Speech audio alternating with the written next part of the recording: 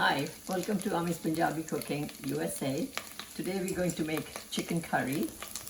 I have 3 legs here and 2 thighs, but because these are very big, so I cut the meat off the legs a little bit and a little bit off the thighs, so the masala really gets into it. Now I'll show you the ingredients that I'm going to use. First of all, this is onion masala, which you can go to my video and check how I make the masala for any Indian dish. I took it out already because it was in the freezer. So it's warming up. I'm going to add a couple of leaves, bay leaves, 1 cardimom which I broke up for the flavor, a couple of sticks of cinnamon, and 3-4 cloves. So while those are cooking, I have jeera, cinnamon,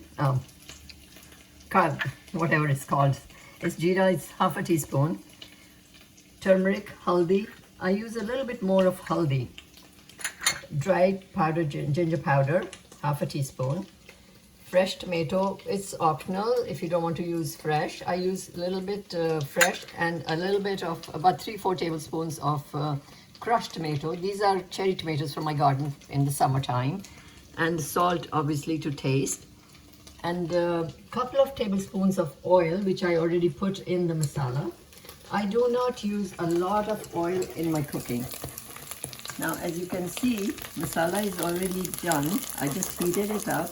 So I'm just leaving a couple of seconds for the bay leaves and the cloves and the cinnamon to leave some flavor in there.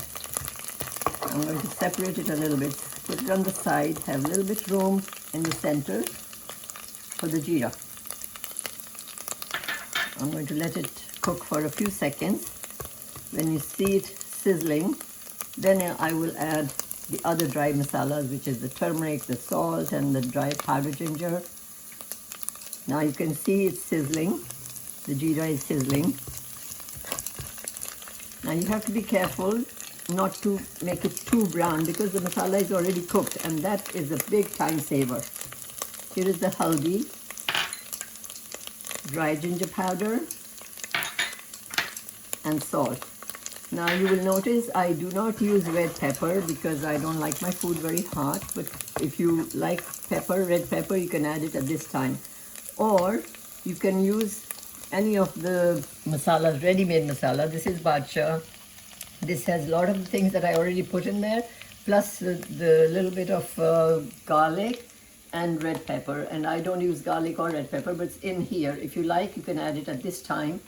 For this much meat, about half a teaspoon. Now you see the masala is really cooking. Now I'm going to add the tomato.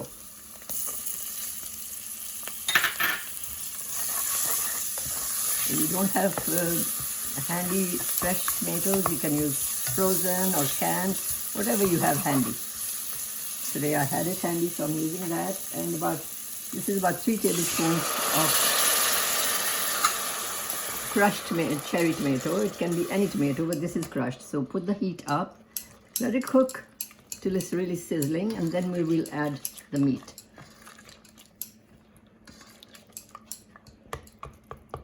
People always say, oh, making chicken takes a long time. Yes, it does. If you do not have your masala ready, it does take a long time. But since you see the masala was already ready, now this is sizzling already, and I'm going to put the chicken in a few more seconds. You can hear it sizzling. You can see the color.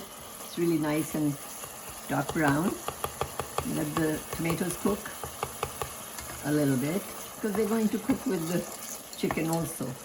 Now I'm going to add the thighs and the chicken legs. You can use whole chicken. You can use any part of chicken or whichever, but my preference is thighs and drumsticks.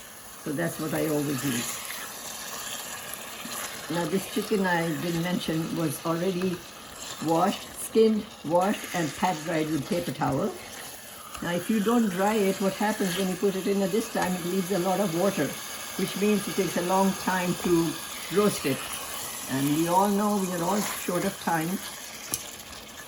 So you see the color is coming out nice.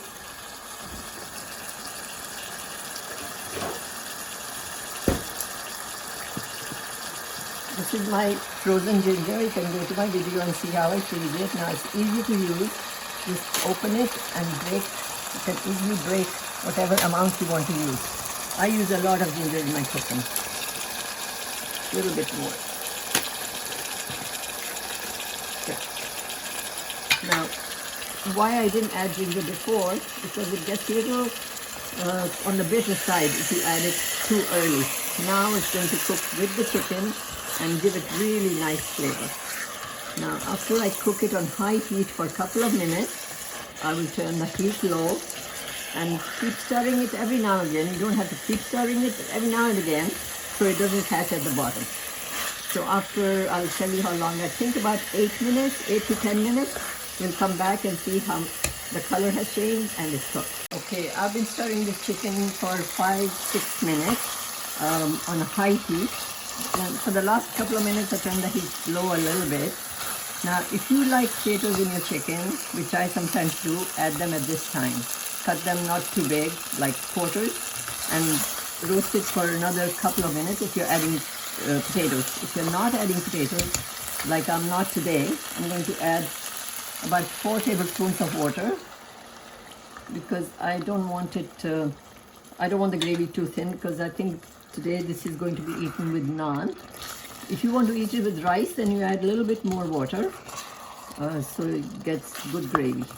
Now you can see the color is really nice and it's smelling very good and it's done nicely. Now I'm going to cover it and simmer it for approximately 3 to 4 minutes and I'll show you what it looks like.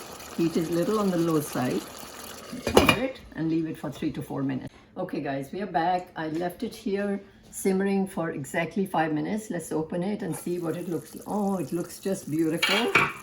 As I said, I didn't want too much gravy, so it's just right. Simmering away, I switch the heat off and let's dish it out and see how it is. As I said earlier, you can use any kind of chicken, parts or whole chicken. I use thighs and drumsticks. Those are my favorite. And I do cut off a little pieces from the thighs and from the drumsticks because the masala really soaks it up and it's really good to eat.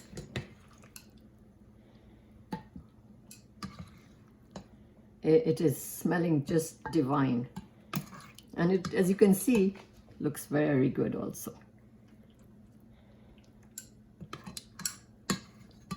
Now you know when you're eating it, you don't eat the bay leaf, you don't eat the little seeds that come from the cardimom and the cloves, but they give very good flavor. And as you know, I always garnish my Indian dishes with the fresh frozen dhania.